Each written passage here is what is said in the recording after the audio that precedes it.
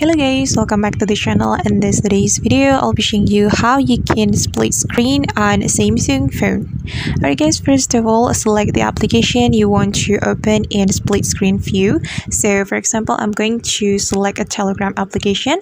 I'm going to open the Telegram application with another application in split screen view.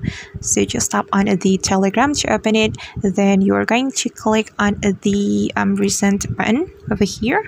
The screen will look like this, and you're going to select this icon.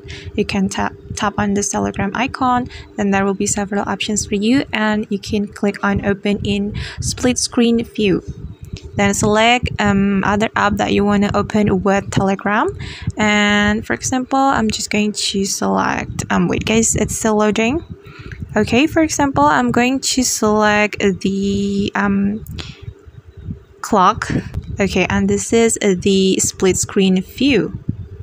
And alright guys, that's how we can split screen on Samsung phone. I hope this tutorial will be helpful for you. Thank you so much for watching, and see you on the next video.